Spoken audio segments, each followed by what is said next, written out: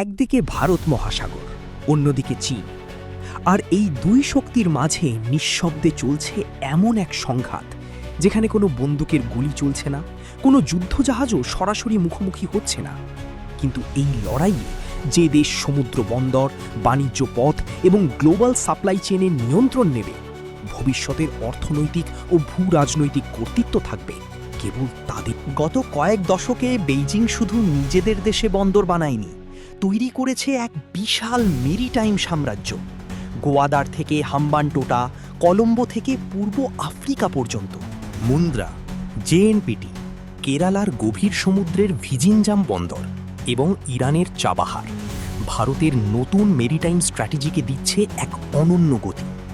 তাহলে আসল প্রশ্নটা হলো, ভারত কি সত্যিই পারবে চীনের এই আধিপত্য গুড়িয়ে দিতে, নাকি চীন এখনও ধরাছোঁয়ার বাইরে?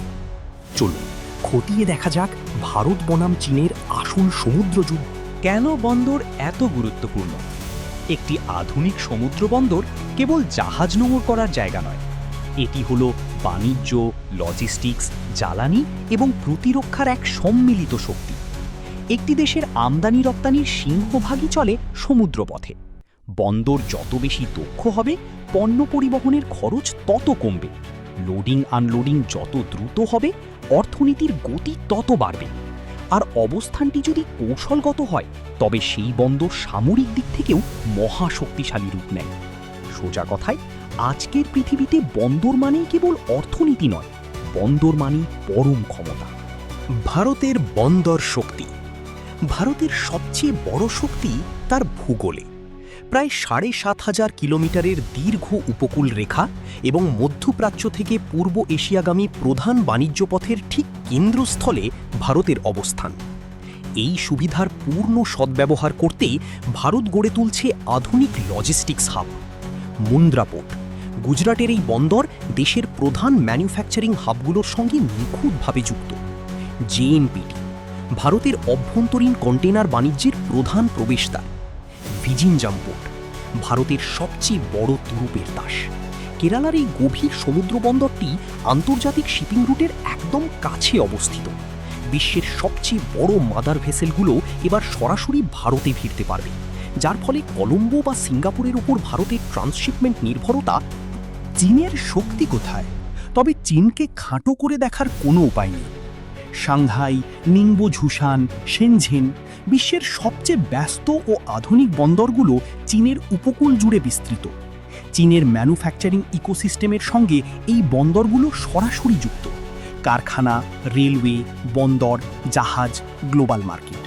এই বিশাল স্কেল আর বেল্ট অ্যান্ড রোড ইনিশিয়েটিভের কারণে চীনের বন্দরগুলো আজ বিশ্ব বাণিজ্যের প্রধান হৃদস্পন্দন। গোয়াদার, হাম্বানটোটা ও শ্রীলঙ্কা। চীন শুধু নিজের দেশেই থেমে থাকেনি, চারপাশের দেশগুলোতে তৈরি করেছে string of pearls network. Gwadar, Pakistan. চীন পাকিস্তান অর্থনৈতিক করিডোর বা সিপেকের মাধ্যমে আরব সাগরের সরাসরি প্রবেশাধিকার। হাম্বানটোটা ও কলম্বো, শ্রীলঙ্কা। ৯৯ বছরের লিজে হাম্বানটোটা নিয়ন্ত্রণ এবং কলম্বো পোর্ট সিটিতে বিশাল বিনিয়োগ। যদিও এগুলো বাণিজ্যিক বন্দর, তবে কৌশলগত কারণে যে কোনো মুহূর্তে এই নেটওয়ার্ক ভারতের নিরাপত্তার জন্য বড় উদ্বেগের কারণ হতে পারে। ভারতের পাল্টা চাল, চাবাহার ও আইএনএসটিসি। ভারতও হাত গুটিয়ে বসে নেই। পাকিস্তানের প্রভাব এড়িয়ে ইরান হয়ে আফগানিস্তান ও মধ্য এশিয়ায় পৌঁছানোর জন্য ভারত তৈরি করেছে চাবাহার বন্দর। এর সাথে যুক্ত হচ্ছে INSTC, international north south transport corridor, যার মাধ্যমে ভারত মহাসাগর থেকে মধ্য এশিয়া হয়ে রাশিয়া ও ইউরোপ পর্যন্ত বিকল্প বাণিজ্য রুট উন্মুক্ত হচ্ছে। ভিজিনজাম বনাম কলম্বো। আসল লড়াইটা জমবে ভারতের ভিজিনজাম আর শ্রীলঙ্কার কলম্বোর মধ্যে। ভারতের শত শত কোটি টাকার কার্গো এতদিন কলম্বো বন্দরে ট্রান্সশিপ হতো, কিন্তু ভিজিনজাম পূর্ণ ক্ষমতায় চালু হলে এই সম্পূর্ণ ব্যবসায় ভারতের নিজের নিয়ন্ত্রণে চলে আসবে। এর ফলে কেবল বন্দরের আয় নয়, গড়ে উঠবে লজিস্টিক পার্ক, ওয়্যারহাউস, জাহাজ মেরামতের কারখানা এবং লাখ লাখ ভারতের ভৌগোলিক কর্তৃত্ব। মানচিত্রের দিকে তাকালে পরিষ্কার বোঝা যায় ভারত মহাসাগরের কেন্দ্রবিন্দুতে ভারত। তেল ও জ্বালানি পরিবহনের লাইফলাইন এই পথেই বিস্তৃত।